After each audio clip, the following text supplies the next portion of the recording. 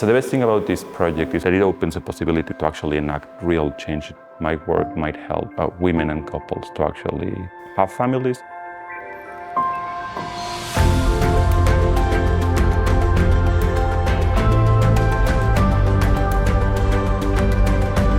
I work mainly on the ethics of reproductive medicine, and my main area of concentration is actually women or couples who want to have children, but they need scientists to actually be able to do that.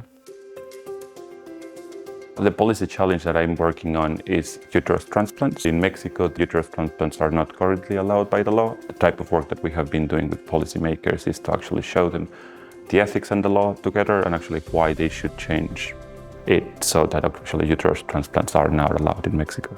Uterus transplants are a new type of transplant, and in contrast with other life-saving transplants, these are called quality-of-life transplants. Women in general don't need a uterus to actually keep on living, but some women want to actually have a uterus so they can carry out a pregnancy.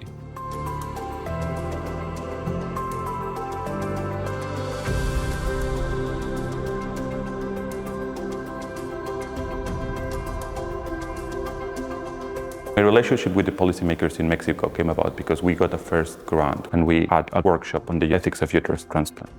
And after that, actually, they decided that they wanted to do more work around it. So we had another grant from the university where actually we were able to bring policymakers here to the University of Oxford and actually discuss how would it look like a law amendment that would allow for uterus transplants to happen in Mexico.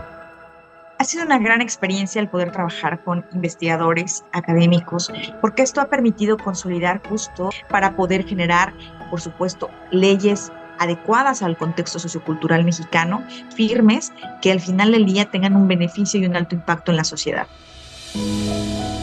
My top tip for policy engagement is that you need to be flexible. As a researcher, you actually want to push forward with the project, but you have to be aware that policymakers, actually their calendars are completely different to yours, and they have to look at things like elections, they have to look at emergencies that might happen in the country, and that means that you have to be flexible in terms of how you approach them.